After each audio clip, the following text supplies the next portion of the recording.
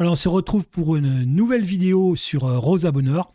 On va donc passer maintenant à l'un de ses autres tableaux phares, qui est le marché aux chevaux.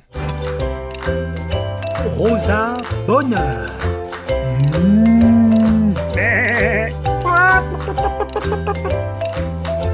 Mais arrête, c'est nul. Une femme libre dans un monde d'hommes. Pourquoi t'as un problème? Une artiste animalière. Une artiste hors du temps.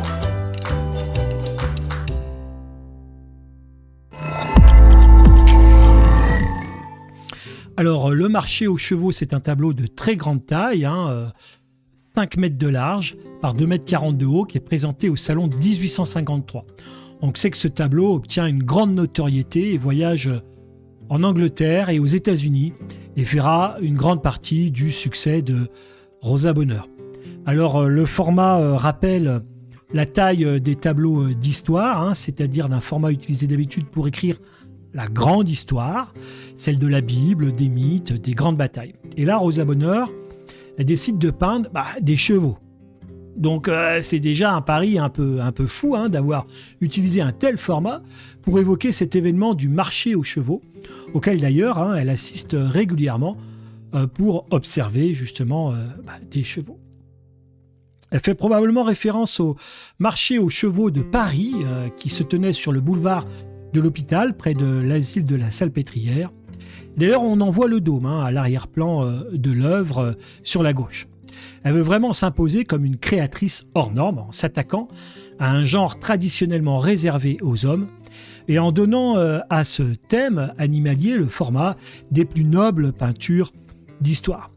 Alors dans ce tableau, il y a à la fois l'héritage des frises du Parthénon avec cette composition en frise, les éléments se détachant les uns des autres dans un rythme qui va de gauche à droite et en lien avec les maîtres de l'époque romantique tels que Géricault et sa course de chevaux libres, la Mossa, que l'on voit ici sur la droite. Donc le sujet, c'est pas nouveau en soi.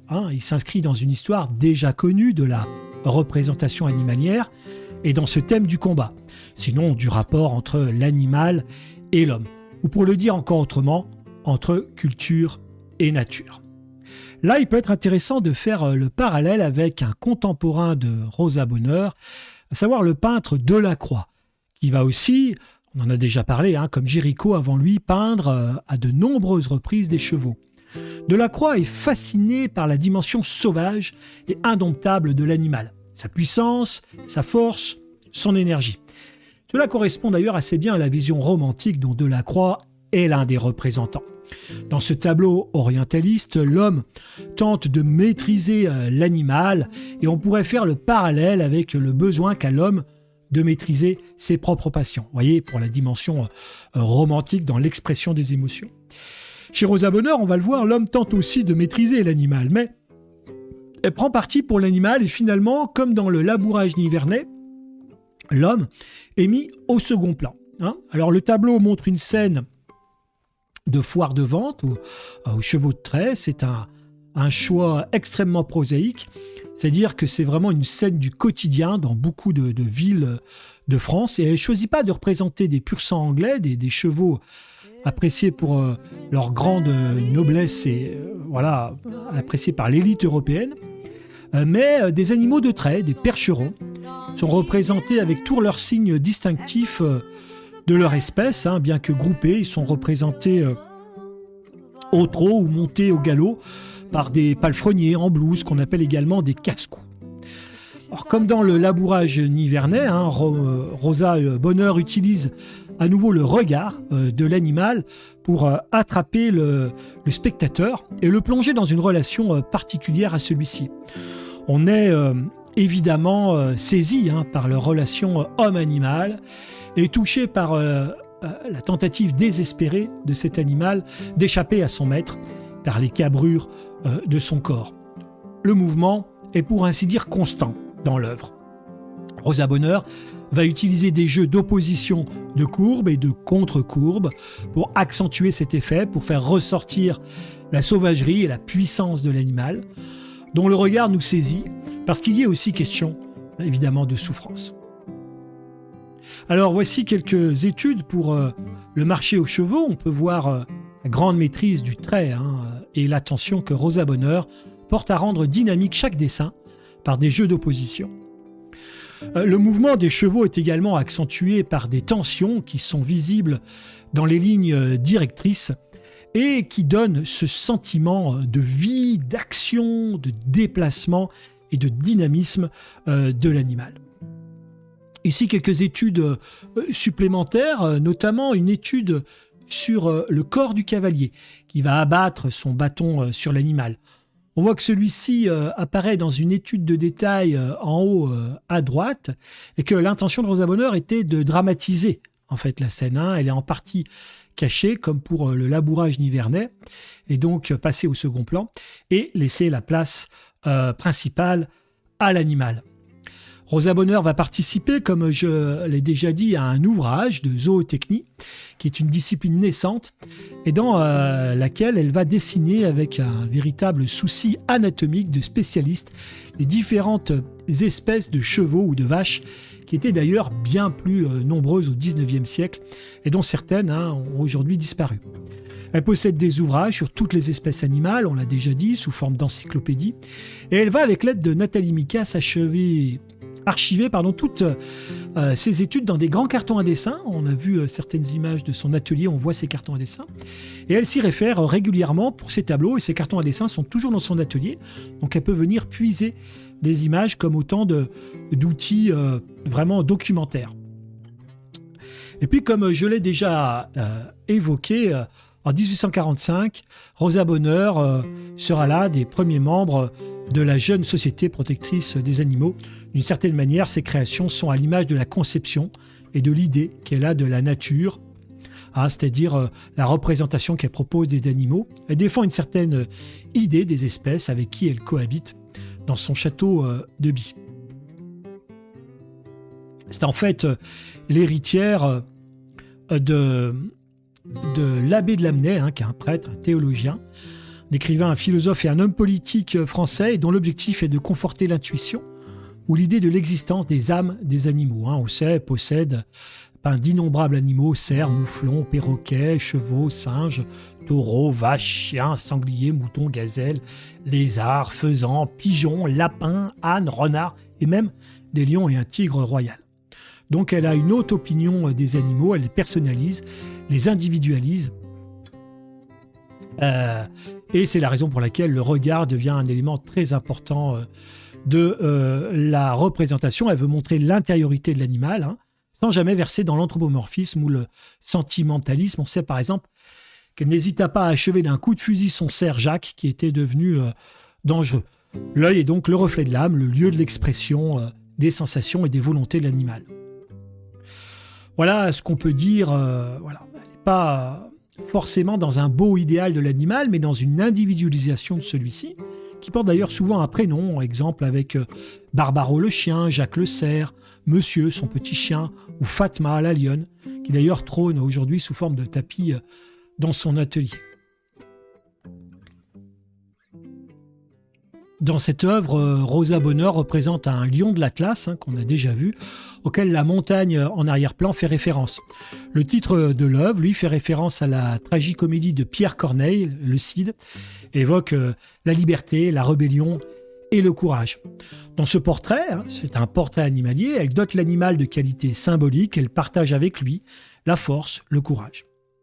En 1879, Ernest Gambart, son marchand anglais, rappelez-vous, offre ce tableau au musée du Prado, ce qui vaudra à Rosa Bonheur, je l'ai déjà dit dans une première partie, d'être décorée de l'ordre d'Isabelle la catholique un an plus tard. Or, la thématique des fauves devient très présente chez Rosa Bonheur à partir de 1871, où elle passe de longues journées à observer, à dessiner les lions du Jardin des Plantes. 2 ans plus tard, elle dessine Pierrette à la ménagerie du directeur du cirque d'hiver, Louis Dejean à Melun. En 1881, puis en 1886, elle recueille un couple de lions à By, où ils passent une partie de leur temps en liberté dans le parc, parfois même à l'intérieur de la maison. Ce sont des animaux récupérés d'un cirque marseillais, par l'intermédiaire donc de son marchand Gambart. En 1880, Nero, le mâle, et sa femelle ne restent que 2 mois avant d'être donnés au jardin des plantes, puisque évidemment la vie et la cohabitation avec les lions, doutez bien que c'est compliqué. Les suivants, les petits lionceaux, seront malades en arrivant d'Algérie. Le mâle, Sultan, va mourir au bout de 6 mois, tandis que sa sœur, Fatma, paraplégique, va passer près de 3 ans aux côtés de Rosa avant de s'éteindre. Les chiens occupent une place importante dans la ménagerie, si je puis dire, de Rosa Bonheur, puisqu'elle possède des chiens de chasse, des chiens domestiques, notamment un petit chihuahua qui est tout le temps à ses côtés, des chiens qui gardent le château également. Alors, dans cette série de dessins, Rosa Bonheur s'attache avec certaines drôleries à dépeindre l'humeur d'un chien de chasse. Selon le dessin, elle dépeint des expressions différentes, soumis, fier, sombre, flegmatique ou aux aguets.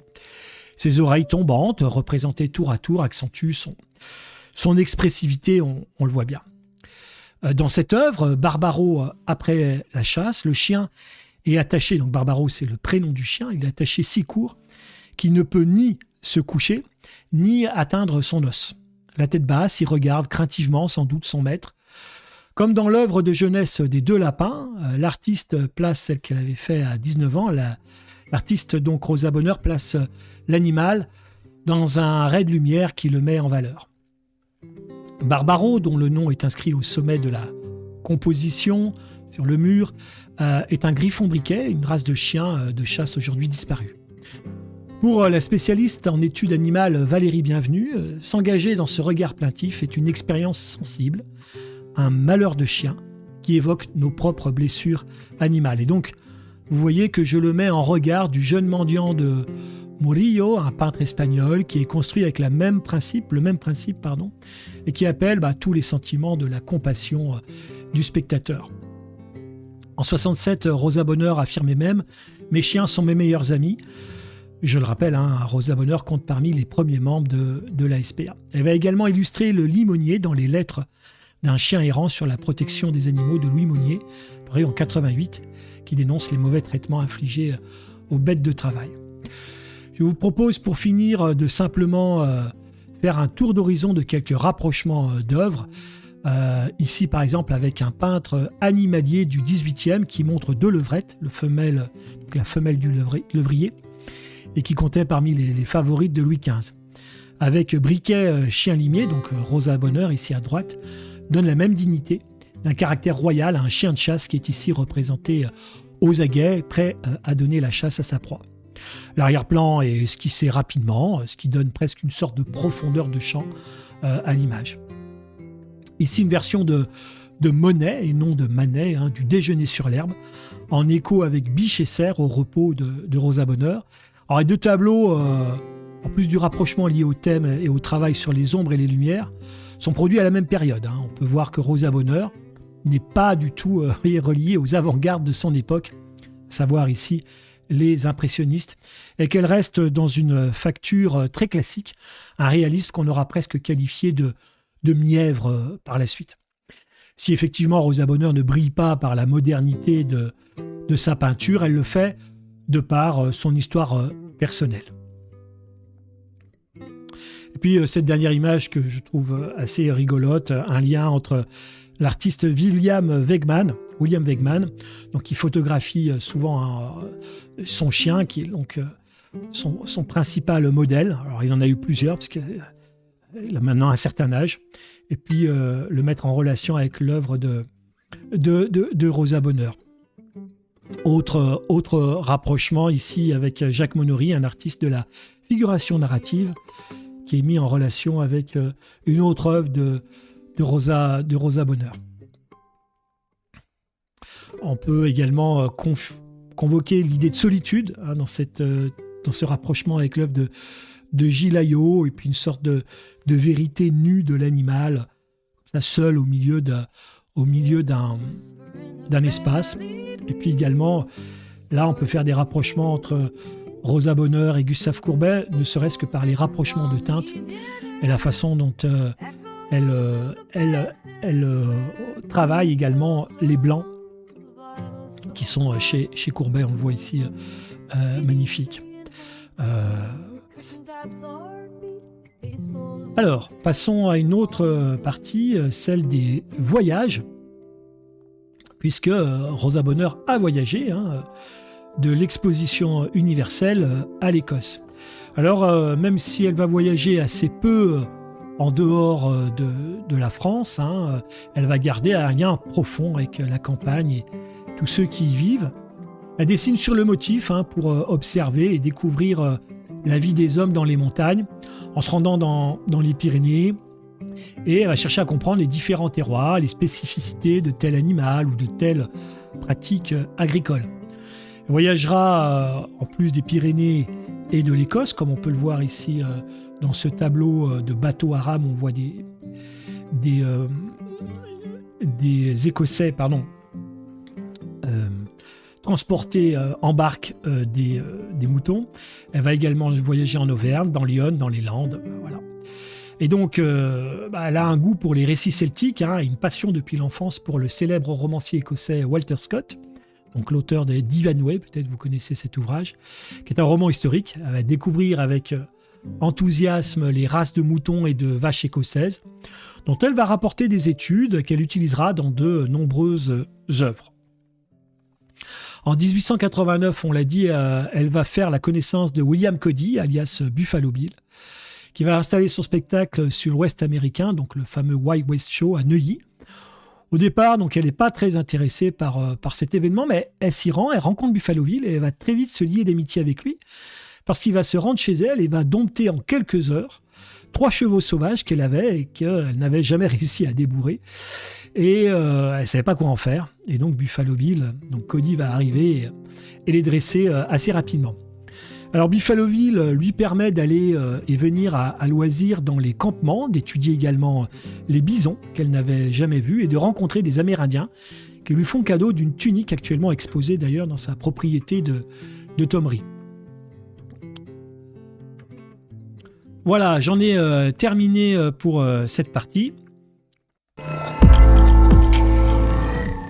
Je vous remercie, on se retrouve pour une prochaine vidéo. Cette fois-ci, on abordera les animaux dans l'art contemporain. À bientôt.